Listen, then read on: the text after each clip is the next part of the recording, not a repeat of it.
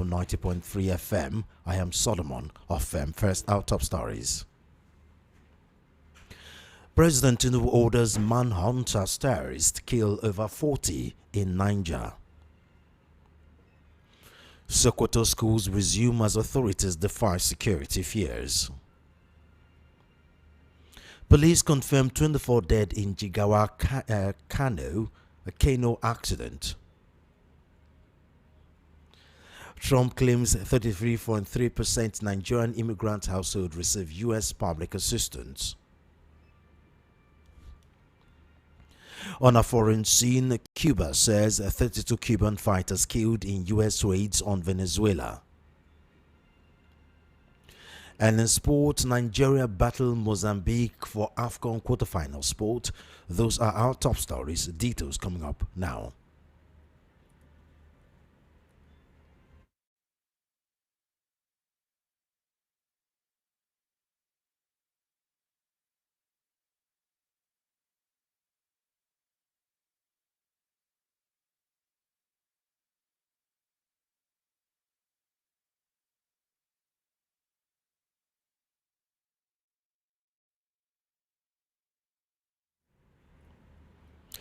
We begin the news at 12 with story that President Bola Tinubu has ordered a manhunt for the terrorists responsible for a deadly attack on communities in Niger State that left more than 40 people dead and many others abducted. In a statement, the president said he had directed the Minister of Defense, the Chief of Defense Staff, the Service Chiefs, the Inspector General of Police, and the Director General of the Department of State Services to track down the perpetrators of the Kasuwan Daji attack and ensure they are brought to justice. The president further ordered the immediate rescue of all abducted victims and directed that security operations around vulnerable communities, particularly those near forests, be intensified. The presidential directive followed coordinated attacks by suspected bandits on Saturday afternoon in Agwara and Borgu local government areas of Niger State. According to the Niger State Police Command, the attack raid Kabirat added that villagers, including women and children, were among those abducted.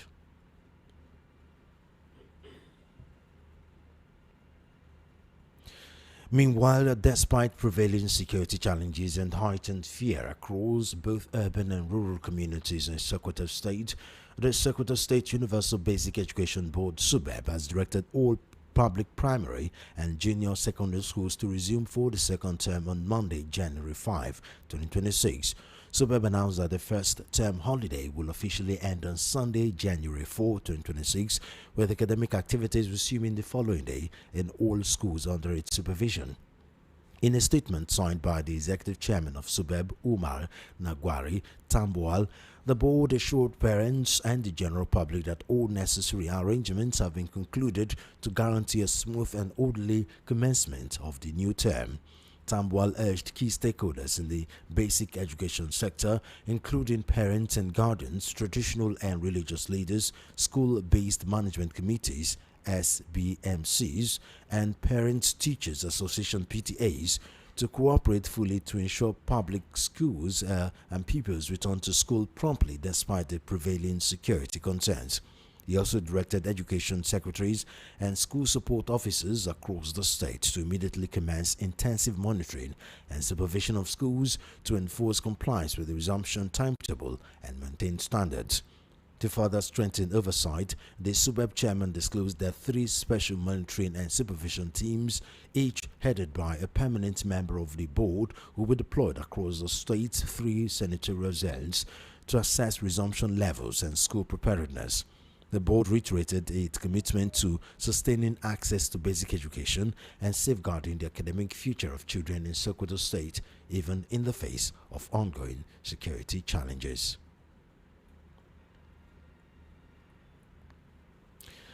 24 people have been confirmed dead following a canoe accident in Adiani village, Guri local government area of Jigawa State. The Jigawa State Police Command confirmed the incident through its Public Relations Officer CSP Shisu Adam, who spoke in Dutse, the state capital. According to him, the canoe capsized while conveying passengers, results in multiple casualties. CSP Adam disclosed that 10 people were rescued alive while 14 others remain missing as search and rescue operations continue. He further revealed that most of the victims were not residents of the community. According to the police spokesperson, 21 of the deceased were from Yobe State, while 3 were natives of Adiani village in Guri local government area of Jigawa State. The police said efforts are ongoing in collaboration with local drivers and community members to locate the missing persons. CSP Adam also urged residents, especially those living in riverine areas, to observe safety measures and avoid overcrowding of canoes to prevent similar incidents in the future. The tragic incident has thrown the affected communities into mourning as families await news of their missing loved ones.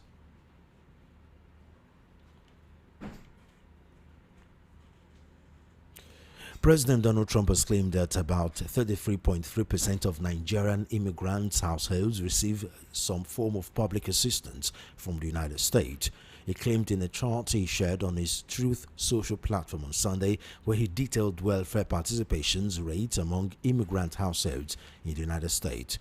Trump's post comes as his administration continues to frame access to public benefits as a key consideration in shaping immigration rules and eligibility standards.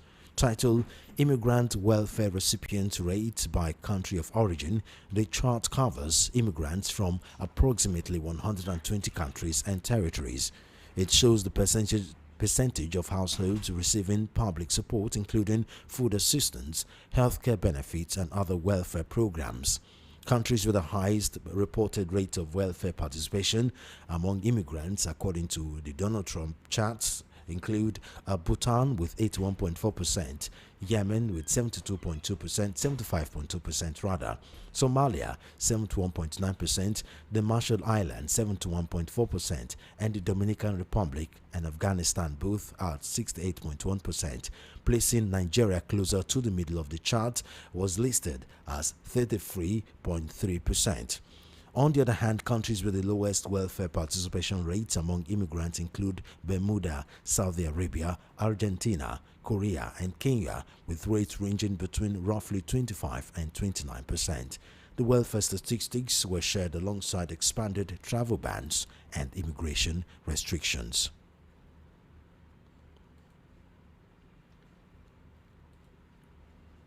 The presidency has debunked reports claiming that a photograph of President Bola Tinubu and Rwandan President Paul Kagame taken in Paris, France, was generated using artificial intelligence AI. In a statement issued on Monday, the senior special assistant to the president on media and publicity, Temitope Ajayi, described the report and subsequent social media commentary as a misrepresentation of fact. Ajayi insisted that the photograph was genuine, explained that both leaders met and shared meals on Sunday morning during their engagement in Paris. According to him, the controversy stemmed from the poor quality of the original phone photograph, which was later enhanced using the Grok tool. He criticized reports suggesting otherwise, saying journalists should have verified information before publication. A photograph released by the presidency showed Tinubu in a meeting with the Rwandan president in Paris had drawn attention after users on X, formerly Twitter, flagged it as artificially generated. The image, which bore the watermark of Grok, an AI tool developed by Elon Musk's X AI company, circulated widely on social media on Sunday. However, a community note added that the president's post suggested the picture might not be authentic. The controversy has triggered conversations about the appropriateness of using AI-processed images in official government communications, particularly where international engagements are involved. You are currently listening to World News at 12, right here on Voice of the People 90.3 FM. We'll take a short break. When we return, a bigger pardon, we'll go straight to our analysis segment. So I have Peter Anosike, a current affairs analyst. He's also an academic doctor with PhD on consulting and profit management from Bernard University in the state of Delaware, United States. He is the author of the book Abuse of Power: How Democracy Turned Tyranny. How democracy turned into tyranny of the few. Dr. Anosike, thank you very much for joining us on the news at 12. Thank you for having me. Now let's go to the first news item, where the President Bola Tinubu has ordered a manhunt for the terrorists responsible for deadly attack in the community in Niger State that left 40 people dead and many others abducted. These further buttress the criticism the president has received for going for an end of the year travel where the country is at the height of insecurity, and of course the New Year message he made, according to some Nigerians from unknown part of Europe. This attack will further add more criticism to that. Don't you think so? What I noticed is that President Tinubu or his media team has changed from marching order to manhunt, because for the past 2 years it was he has given marching order, he has given a marching order. So maybe he has realized that the marching order is not working. So he has now changed to he has ordered for a manhunt. But semantics doesn't do anything, understand? When you don't have the capacity, you don't have the capacity. And this government don't have the capacity to tackle the insecurity. So it is unfortunate that that Nigerian masses who they swore on oath to protect their lives and properties are not being protected.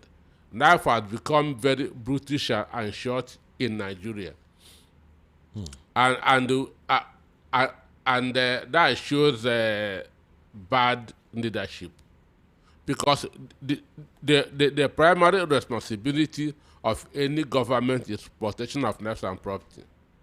And I have used my mind that to wrap around how many people that died in Nigeria within Saturday and Sunday. Understand? So you can see. That's why when I saw Nigerians celebrating that at the New Year, even though their purses were empty, I say yes, they deserve to celebrate, because surviving in Nigeria is not easy. Surviving in Nigeria is not easy. There's fear everywhere, both on the road, at home, in the forest, everywhere. Now, when the president traveled, opposition were saying that, accusing the president of not having empathy, because what you see is the reverse in the case in most of the countries where situations like this happen. The president will be present to console Nigerians, the president will be there to console the citizens, and to not just send representatives to places where it happened. You will see the president go to those places. We've seen situations where presidents, or head of states travel outside of the country for official engagement, and then tragedy happens, and you see the president cut the journey short, like, something is happening to my country, let me go and see what is going there. But in this case, you see, at the height of insecurity, you see the president traveling out of the country. Do you think it's really as a result of lack of empathy, or just a matter of the insecurity is going on in the country, but the country must still move on with international engagement? Have you seen a father sending a representative that's if his son has a misfortune? Have you ever heard that? A father sending a representative, my son had an accident, go and represent me. It doesn't happen. So the president is the father of the country. He is the father. He is the father of the country, and if there's a misfortune or death in the country, he should be physically present.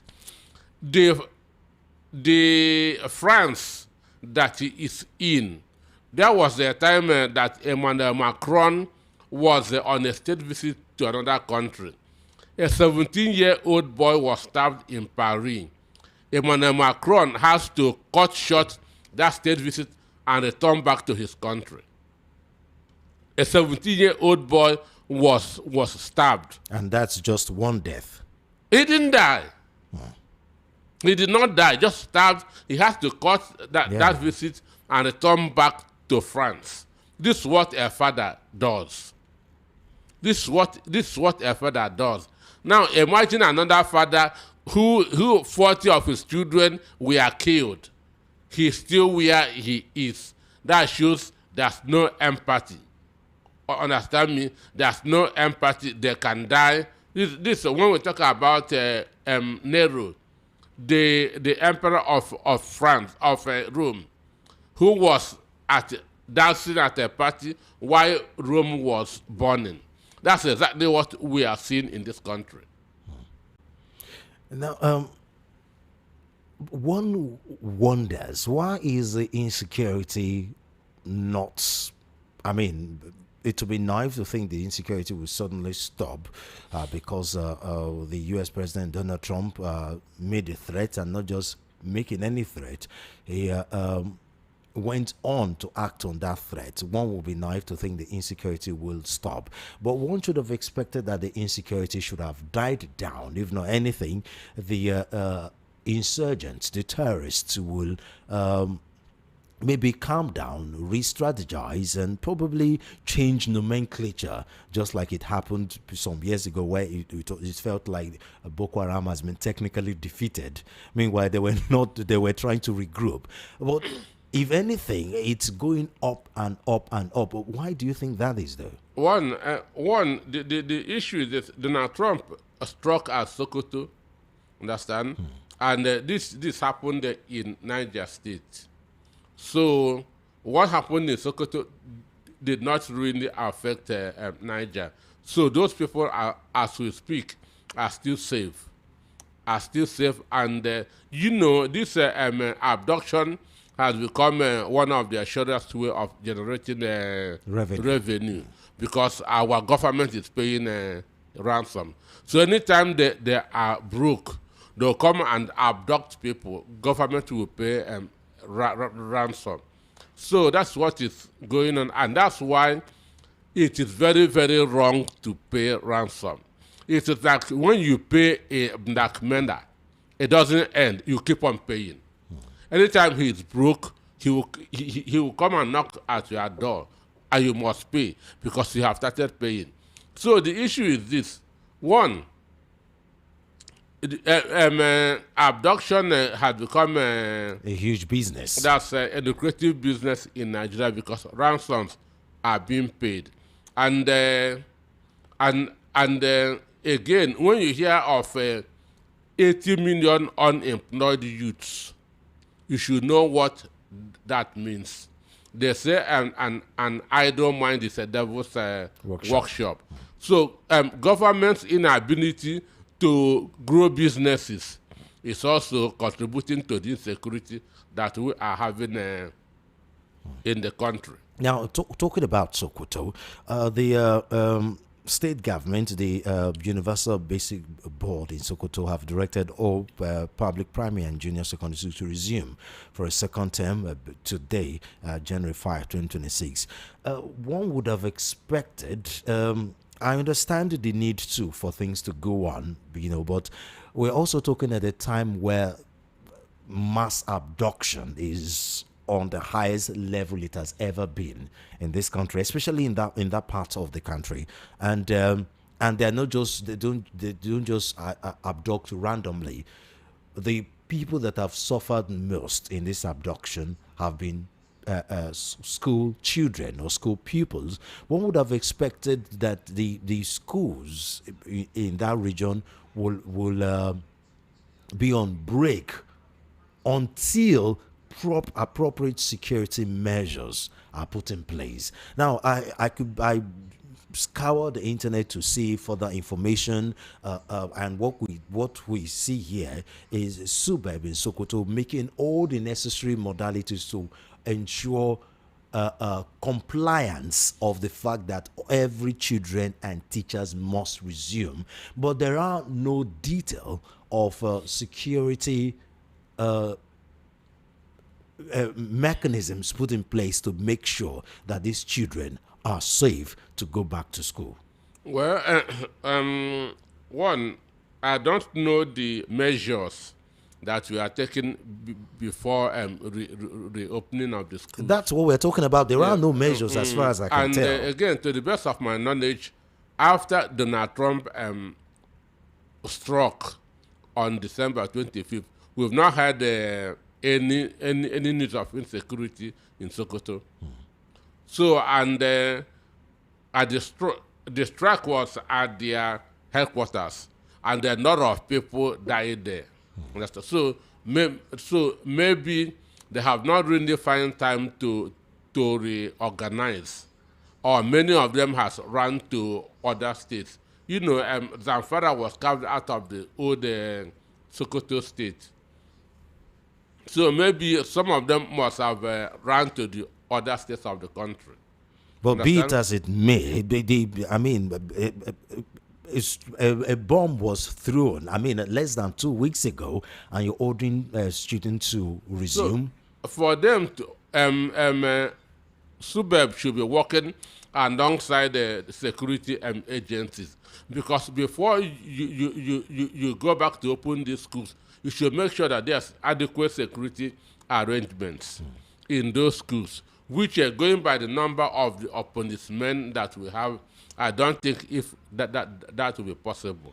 That's number one. There should be adequate security arrangements. Then some schools that are located in the hinterland should also be relocated to the main city, even though it will also prove a problem, because those who are going from the hinterland may find it difficult Exactly, yeah. going to the main city. So, And logistics-wise, understand me? it's very So, difficult. it's going to be very, very difficult. But for me, now first, understand, they should make sure that there's adequate security arrangement, adequate protection. But when you see the kind of weapons that those terrorists that came to negotiate with government we are parading, you have to ask yourself, what will a local vigilante use to counter such this weapon? I mean, we've even had several complaints from army personnel where they say they don't even have enough sophisticated weapons to counter these insurgents, let alone the local vigilante people. And again, making it compulsory that every child must go back to school. Assuming I'm there, I'm a parent there, understand? You have to sign an undertaking. If anything happens to my child, you'll be responsible. And because of time, because there is a show at 12:30, 24 persons have been confirmed dead following a canoe accident in Adiani village. These boat or canoe, whatever you want to call it, accident is becoming too much. After the first 2, 3, 4 stories, one should be expected that government will start putting modalities in place to reduce these accidents as low as possible. For me, I have been asking that question: who is regulating this boat driving business? Who is issuing a driving permit or license permit? Because that's one area that we don't know much about.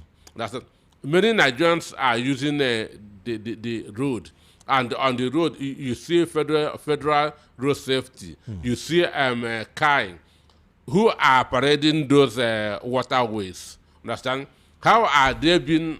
Are there schools that are teaching boat drivers how to drive and so on and so forth? So they should put more attention there, because a lot of people are dying there. And the issue of one having a life jackets and so on and so forth, has it been made compulsory and so on and so forth? I'm talking about also orientation for the people boarding this boat. When you see particular number of persons in a boat capacity, know it's the limit. Don't risk your life because you're trying to get from place A to place B. And if you are entering an aeroplane, that air hostess will be telling you the exit route and so on and so forth. Who tells those that are boarding boats? So for me, that's that's where that's the means of transport of poorest of the poor, and government don't care about those people. Well, we have to end it here, Dr. Anosike. Thank you very much for your time. Yeah, thank you for having me. That was Peter Anosike, current affairs analyst. He's also an academic doctor with PhD on consulting and profit management from Brenner University in the state of Delaware, US. And for a quick look at what's happening outside Nigeria, Cuba has announced the death of 32 of its citizens during the United States military operation to abduct and detain Venezuelan President Nicolas Maduro and his wife in Caracas. Havana said on Sunday that there would be 2 days of mourning in January 5 and 6 in honor of those killed, and that funeral arrangements will be announced. The state-run Prensa Latina agency said the Cuban fighters were killed while carrying out missions on behalf of the country's military at the request of the Venezuelan government. The agency said the slain Cubans fell in direct combat against the attackers or as a result of the bombing of the facilities after offering fierce resistance. Cuba is a close ally of Venezuela's government and has sent military and police forces to assist in operations in the Latin American country for years. Now, Maduro and his wife have been flown to New York following the U.S. operation to face prosecution on drug-related charges. The 63-year-old Venezuelan leader is due to appear in court on Monday. That's today. He has previously denied criminal involvement. And out to sports news, Nigeria continue their quest for a 4th Africa Cup of Nations AFCON title when they face Mozambique in the round of 16 today, Monday, at the FaZe Stadium. Victory will secure the Super Eagles' 12th quarterfinal appearance, extending their record for last 8 finishes ahead of Egypt, while Mozambique will make their debut at the stage after reaching the knockout phase for the first time in 6 attempts. The two sides have met 5 times across all competitions, with Nigeria undefeated against the Mambas, winning 4 and drawing 1. The only previous AFCON meeting came in 2010, a 3-0 group stage victory featuring Peter Odemingwe brace and an Obafemi Martins strike. More recently, Nigeria edged Mozambique 3-2 in a friendly in October 2023 with Terra Murphy, Frank Onyeka and Moses Simon on the score sheet. Nigeria entered the knockout stage on the back of a flawless group performance, winning all 3 matches against Tanzania, Tunisia and Uganda. They scored 8 goals in the group phase, their highest tally in an AFCON group stage, and conceded 4. Their total of 61 AFCON wins now sit behind Egypt's 62, while their record of scoring in 10 consecutive tournament matches remains intact. Key performer for the Super Eagles include Ademola Lookman, who has scored twice and provided 2 assists so far, earning a spot in the group stage best 11.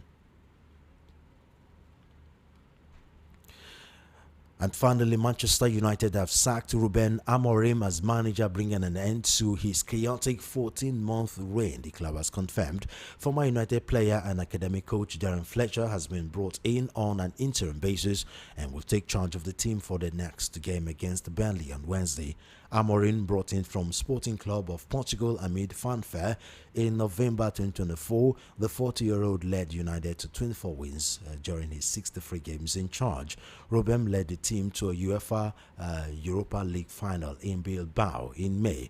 Amorim's 14-month stint is the shortest reign of a permanent manager at United since David Moyes was sacked just 8 months into his tenure in 2014.